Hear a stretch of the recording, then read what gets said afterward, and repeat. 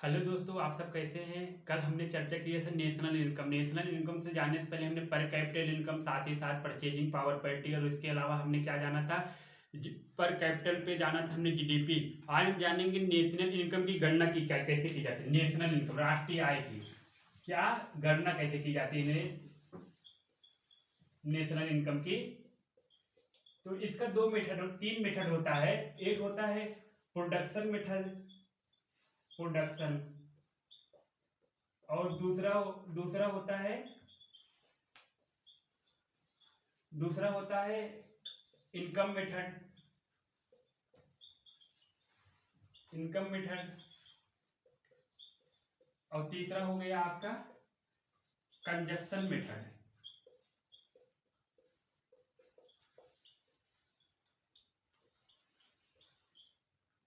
Consumption method जैसे क्या होता है, प्रोडक्शन मेथड, प्रोडक्शन मतलब उत्पादन विधि पे, उत्पादन विधि पे हमें राष्ट्रीय आय की गणना करना है। तब उसके बाद हमें इनकम मेथड पे यानी आय के आधार पर हमें अपने राष्ट्रीय आय को जानना है। उसके बाद कंजप्शन मेथड पे जानना है, यानी व्यय, कोई लोग उपभोग कितने लोग करते हैं, व्यय करते हैं कितना पैसे, इस पे हमें गणना करना है।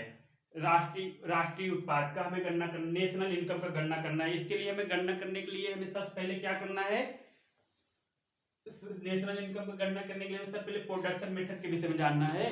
प्रोडक्शन मेथड के विषय में जानने के लिए हमें इसको मिटाते हैं, प्रोडक्शन मेथड के विषय में चलते हैं, जानते हैं क्या होता है प्रोडक्शन मेथड। प्रोडक्शन मेथड इसको बोलते हैं उत्पादन विधि।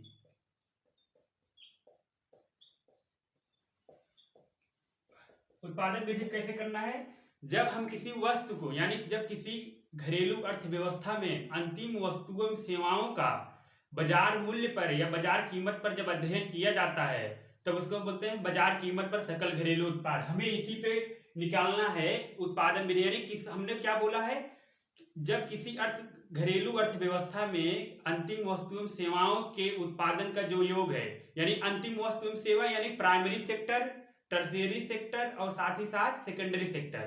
साथ ही साथ जैसे कि आप जान लीजिए, जैसे आपकी प्राथमिक क्षेत्र का, जैसे आपका हो गया प्राइमरी सेक्टर,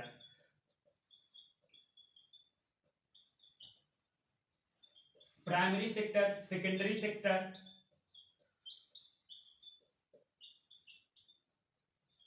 और टर्शियरी सेक्टर। टर्शियरी सेक्टर आज हमको बताए थे पहले लेक्चर में, प्राइमरी सेक्टर से मतलब क्या होता है, जो प्रकृति द्वारा दिए गए उत्पाद हो, जो प्रकृति ने दिया। प्रकृति हमें क्या दिया है, प्रकृति हमें जल दिया है, ये जल है प्राकृतिक संसाधन है। प्राइमरी कृषि क्या है, प्राथमिक संसाधन कौन कौन सा, जल, कृषि, और साथ ही साथ क्या हो गया, मत्स्य पालन, मत्स्य पालन, और वानिकी। ये आपका क्या हो गया, ये आपका क्या है प्राइमरी सेक्टर। सेकेंडरी सेक्टर हम जानते हैं द्वितीय क्षेत्र में क्या होता है। अब बताइए आप, जो कृषि है, कृषि में हमने गेहूं को उत्पादन, गेहूं को आटा बना के पीस दिए, क्या हो जाएगा, सेकेंडरी सेक्टर। यानी इसका क्या, मैन्युफैक्चरिंग सेक्टर इसे बोलते हैं, यानी मैन्युफैक्चरिंग, मैन्युफैक्चरिंग प्रोसेसिंग।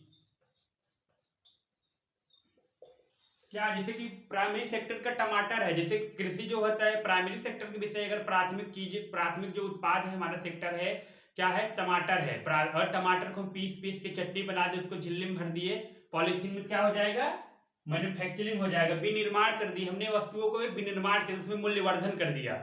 तो साथ ही टर्शियरी सेक्टर में क्या होता है हमारा, टर्शियरी सेक्टर में हमारा क्या होता है, सेवा। कौन सी सेवा हमारी हो गई, बैंकिंग सेवा, वित्तीय सेवा,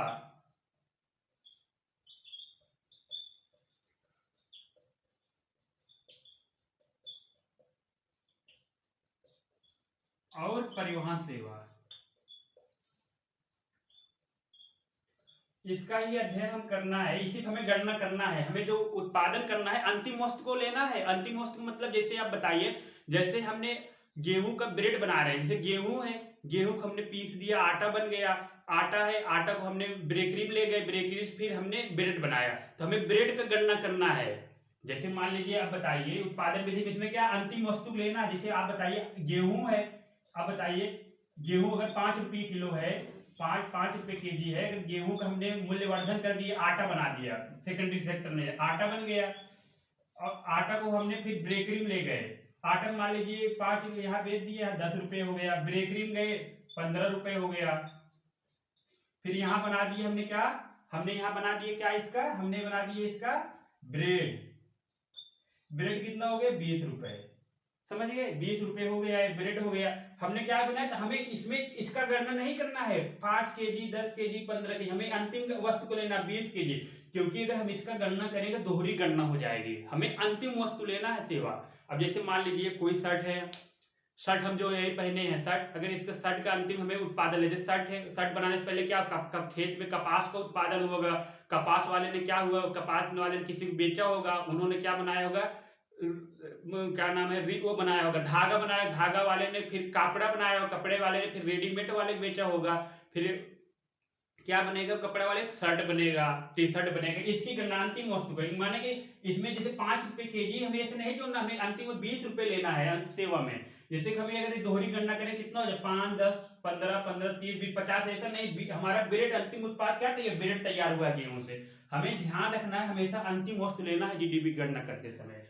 और इसके अलावा हमें ये भी ध्यान रखने वाली बात है कि मध्यम वस्तुओं को भूल जाना है, मध्यम वस्तु को लेना ही नहीं है।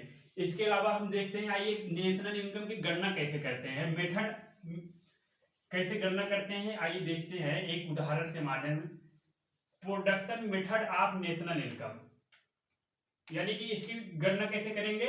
जैसे मान लीजिए कोई वस्तु का नाम है, ठीक, ये वस्तु का नाम है, वस्तु की मात्रा है, वस्तु एवं सेवा है, गुड्स एंड सर्विस, वस्तु एवं सेवा, ये वस्तु एवं सेवा की कीमत है, फिर उसके बाद वस्तु एवं सेवा की कीमत हो गया, फिर उसके बाद हमें किसका लेना है, वस्तु एवं सेवा की मात्रा, सेवा की मात्रा, फिर उसके बाद मूल्य। अब जैसे कि वस्तु का नाम हमने बनाया, अंतिम उत्पाद के रूप में हमने पेन बनाया, पेन मान लीजिए बनाया, हम गणना करें अब पेन जो है इसकी कीमत है, मान लीजिए एक पेन की कीमत है, पेन की जैसे है, हमने पेन का उत्पादन किया, पेन का कीमत कितनी है, पेन की कीमत हम मान लेते हैं 20 रुपए है, 20 रुपए नहीं 5 रुपए, रोटोमैक पेन ले लो 5 रुपए, और हमने 5 रुपए का पेन, हमने कितने पेन बनाया, मान लीजिए हमने पेन बनाया 2 दर्जन, 2 दर्जन कितना 24 पेन बनाया, तब अगर जब वस्तु से मूल्य कितना हो जाएगा, 24 बन जाए 120 रुपए, मूल्य कितना हो जाएगा 120 रुपए। फिर हमने यहाँ किया भैया, हमने यहाँ किया, हमने फिर ब्रेड बना लिया, एक वस्तु ब्रेड, अंतिम वस्तु, इसकी ब्रेड है, इसकी कीमत है 10 रुपया, वस्तु एवं सेवा की मात्रा है, अगर 20 है, मात्रा मतलब 20 पैकेट ब्रेड बना लिए, 20 दहम 200 रुपए,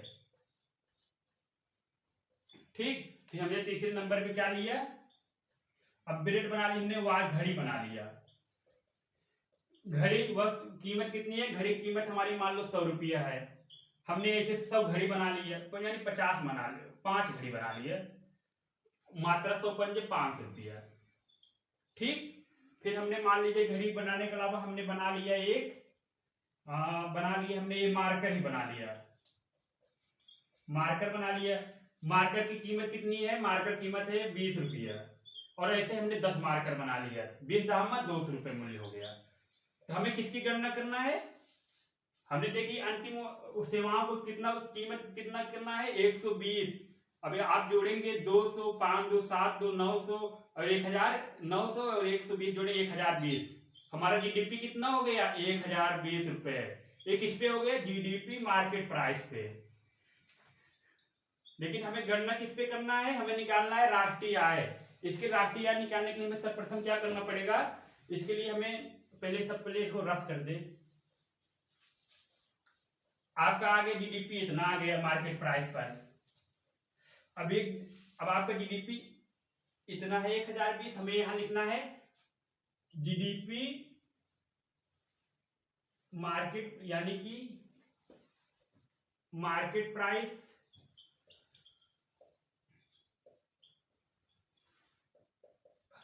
और फैक्टर कॉस्ट।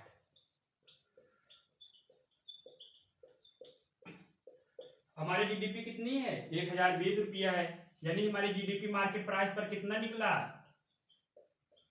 1020 रुपए। उसके बाद हमारा जीएनपी कितना हो जाएगा? जीएनपी कितना हो जाएगा? जीएनपी मार्केट प्राइस पर कितना हो जाएगा? GDP market price minus plus X minus Y, यानी अगर हमारी जीडीपी मार्केट प्राइस पर कितना है? 1020 रुपया है, 1020 रुपया है, और प्लस जो विदेशों द्वारा अर्जित आय है 400 रुपया है, 420 रुपया है। इधर द्वारा अर्जित आय कितना है? 300 रुपया है। जब आप बताइए घटाएंगे 1020 में से 420 गए, कितना हो जाएगा? 600, यानी कि नहीं, 1020 में से 420 जोड़ो, कितना हो जाएगा आपका? 1020 में अगर 420 जोड़ेंगे 1400, 1440 हो जाएगा। 1440 में से 300 घटाएंगे, कितना हो जाएगा? 1140, यानी आपका जीएनपी कितना आ गया? 1140। ठीक, आपका जीएनपी कितना आ गया? हमें अब इसके बाद एनडीपी गणना करना है, एनडीपी मार्केट प्राइस पर। तो इसका क्या हो जाएगा? एनडीपी बराबर हमने क्या बताया था, जैसे कि इसमें से मूल्य ह्रास कर देना है, GDP market price minus depreciation मूल्य ह्रास। तो कितना हमारा हो जाएगा? जीडीपी मार्केट प्राइस पर कितना है भैया? 1020 रुपया है, फिर माइनस डिप्रिसिएशन। अगर मान लीजिए मूल्य ह्रास कैसे हो रहा है? मूल्य ह्रास मान लीजिए कि बनाते समय कोई वस्तु टूट गया तो कितना हो जाएगा? अगर मूल्य ह्रास हमारा 40 रुपये हो जाएगा, मान लीजिए 40 रुपये हो गया, 40 मान लीजिए 120 रुपये हो गया, तो बराबर कितना हो जाएगा? 920 रुपये। हमारा कितना आ गया? ये नेशनल डोमेस्टिक प्रोडक्ट 920 रुपया। और उसके अलावा हमें फिर ध्यान देना है एनएनपी मार्केट प्राइस पर। इसका क्या हो जाएगा? GNP market price minus depreciation.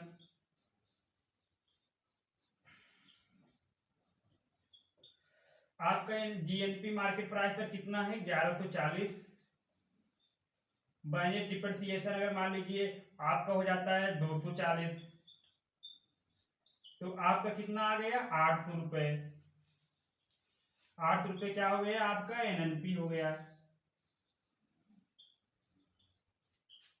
आपका एनएनपी कितना हो गया? 800 रुपये। अब फैक्टर कॉस्ट पे गणना करना है। फैक्टर कॉस्ट पे हमने बताया था अगर हमें गणना करना है जीडीपी फैक्टर कॉस्ट बराबर क्या होता है? GDP market price minus NIT यानी नेट इनडायरेक्ट टैक्स। तो हमारा जीडीपी कितना हो? जीडीपी मार्केट प्राइस पर हमारा कितना है? हमारा जीडीपी मार्केट प्राइस पर 1020 रुपया है, और इसमें टैक्स लग गया। टैक्स सरकार ने छोड़ कुल लगा के काट पीट के 300 रुपये टैक्स ले लिया, तो इसमें हमारा जीडीपी कितना हो जाएगा? 720 रुपये। ठीक, हमारा कितना हो गया? जीडीएफसी फैक्टर कॉस्ट इतना हो गया। इसके अलावा आप देखते हैं जीएनपी फैक्टर कॉस्ट कितना हो जाएगा? जीएनपी फैक्टर कॉस्ट पे हो जाएगा, जैसे कि मान लीजिए आपका है जीडीपी, उसके बाद किस पे निकालना है हमें हमेशा निकालना है मार्केट प्राइस पे माइनस, जैसे कभी भी आप निकालिए जीएनपी, जैसे निकालना है किस पे निकालना है? इसको निकालना है GNP market price minus NIT. तो जीएनपी फैक्टर कॉस्ट पे जीएनपी मार्केट प्राइस पे कितना है आपका? जीएनपी मार्केट प्राइस पे आपका कितना निकला था? 1140 रुपए। 1140 माइनस अगर इतना लग गया एनआईटी, अगर 400 रुपये मान लीजिए कर लग गया, तो आपका कितना हो जाएगा, 440 लग गया, 700 रुपये हो गया आपका जीएनपी ईएफसी। फिर हमें एनडीपी ईएफसी निकालना, नेशनल डोमेस्टिक प्रोडक्ट। तो ये कितना हो जाएगा, इसका होता है NNP NDP market price minus NIT. तो कितना हो जाएगा, एनडीपी मार्केट प्राइस पर कितना, 920 रुपए, यानी 1020 में से अगर 120 रुपए घटाएंगे कितना हो जाएगा, 900 रुपये मात्र होगा। ये 920 नहीं, 900 रुपये, 900 रुपये है। तो यानी कितना, 900, अगर इसमें से मान लीजिए कितना 400 रुपये माइनस होगा तो आपका कितना हो गया, 500 रुपये। एनडीपी ईएफसी कितना हो गया, 500 रुपये। उसके बाद हमें क्या निकालना है, एनएनपी फैक्टर कॉस्ट। क्या हो जाएगा, NNP market price minus NIT. तो कितना हो जाएगा, इक्वल टू, अगर एनएनपी है, मान लीजिए अगर एनएनपी कितना निकला, 800 रुपया है, 800 माइनस एनआईटी कितना है, मान लीजिए नेट इनडायरेक्ट टैक्स सरकार ने लगाया यहाँ पर 400 रुपया, तो बराबर 400 रुपया। यानी आपका net national product factor cost पे यही आपका राष्ट्रीय, आपकी राष्ट्रीय आय कितने हो गए, 400 रुपए। यानी शुद्ध राष्ट्रीय आय भारत की, देखो घरेलू उत्पाद 1020, लेकिन उत्पादन में 400 रुपए, हमारा कितना आ गया, राष्ट्रीय आय कितना, नेशनल इनकम निकल गया, राष्ट्रीय आय कितना हुआ, राष्ट्रीय आय हुआ हमारा कितना, 400 रुपया, ये राष्ट्रीय आय हो गई। तो यही चीज हमारी गणना होती है, यही एक गणना क्रम है, ये सबसे सरल विधि होती है, इसकी विशेषता यह होती है। साथ ही साथ यह भी ध्यान देने वाली बात है कि इसकी गणना करते समय हमें क्या क्या इसकी विशेषता है, इसके विषय में देख लेते हैं। आप एक बार इसको देख लीजिए ध्यान से। हमने क्या बताया, जीडीपी हमारा निकला था, आपको हमने वस्तु 1020 रुपये आया था कुछ, फिर इसके मार्केट प्राइस पर हमने निकाला जीडीपी 1000 रुपये, फिर GNP market price, GDP market price plus 1 minus 1140 रुपये हमारा जीएनपी हो गया। एनडीपी मार्केट प्राइस पर फिर 900 रुपये निकला, फिर एनएनपी मार्केट प्राइस पर 800 रुपये निकला, फिर जीडीपी फैक्टर कॉस्ट पे 720 रुपये निकला, फिर जीएनपी फैक्टर कॉस्ट पे 700 रुपये निकला, फिर GNP factor NDP factor cost पे 500 रुपये और एनएनपी फैक्टर कॉस्ट पे 400 रुपये। नेशनल इनकम क्या हो गई, 400 रुपये, हमारी राष्ट्रीय आय 400 रुपये हो गई। अब इसके अलावा हमें भी जानते हैं इसकी विशेषता क्या होती है, इसकी विशेषता। अब इसकी विशेषता की हम चर्चा करते हैं, राष्ट्रीय आय की विशेषता।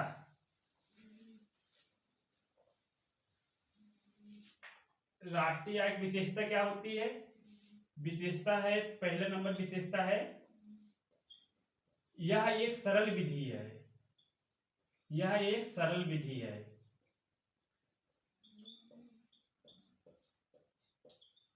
यानी कहने क्या मतलब है, कोई भी व्यक्ति हो भारत का, कोई भी निरीक्षण हो, आसानी से अगर उसको कैलकुलेशन आता है तो जी उत्पादन के आधार पर वो कैलकुलेशन कर लेगा आसानी से। इसमें आपको किसी विशेषज्ञ बनने की जरूरत नहीं है।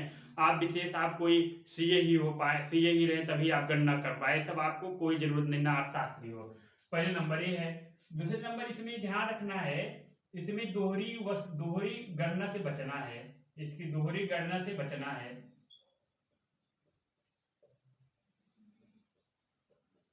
दोहरी गणना से बचना मतलब कि हमें अंतिम वस्तु लेना, अंतिम सेवाओं और वस्तुओं